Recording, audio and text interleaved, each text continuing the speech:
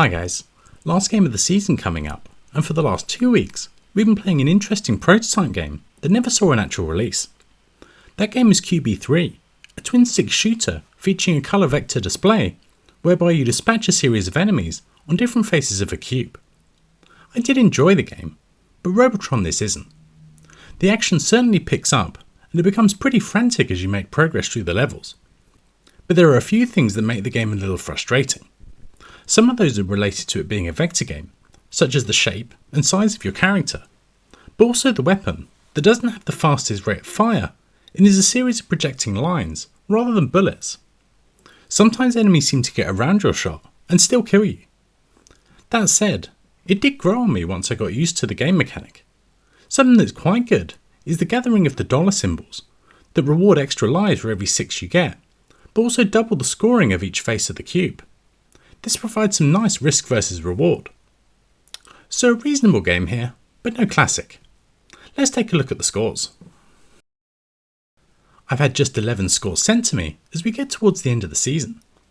For some time, most people were stuck around the 50,000 points mark, but our top 4 were all able to get beyond that sticking point. Colin is the first around that score in 7th, with My Retro Tech and Milthy just ahead. Juff is in 4th, just shy of 60,000. I've taken the bronze spot with 64,000, and then our top 2 both did really well and were the class of the field. Bob, I believe, is still chasing his first win in the competition and has finished 2nd with 74,000. But this week's winner takes his first ever win, and that's Blue Yak, who dominated the field with 86,000 points. A very well done there for an excellent win. Here is the distribution of the scores, and we can see that nearly half of everyone is in the same bin. We have our stragglers on the left, Retro Arcade Challenge and Robert in the middle, then 5 people all in the same bin, up to me in 3rd. Our top 2 did manage to separate themselves from the pack, showing it was a very good effort there.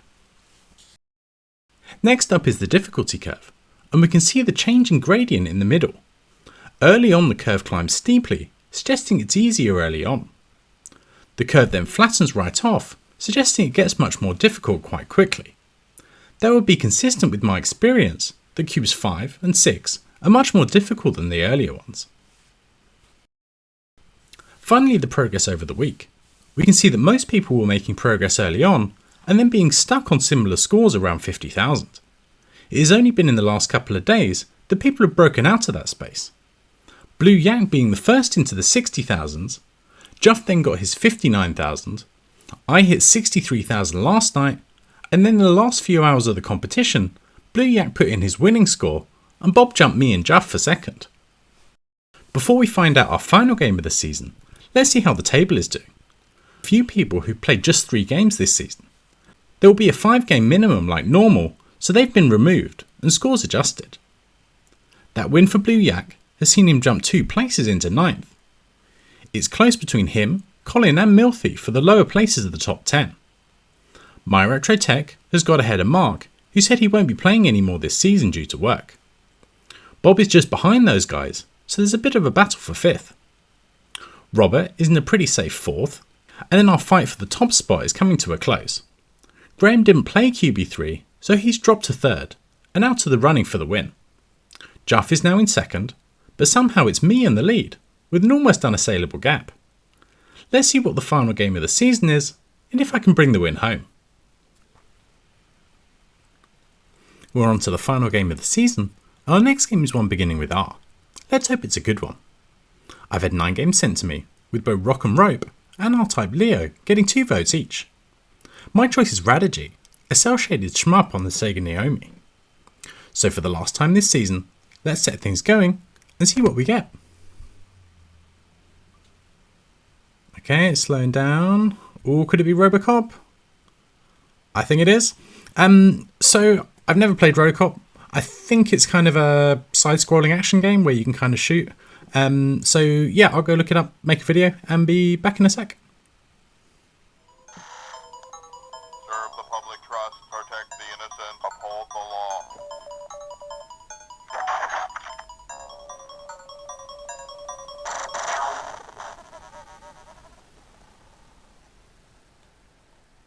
Robocop So our final game of the season is Robocop, released by Data East in 1988.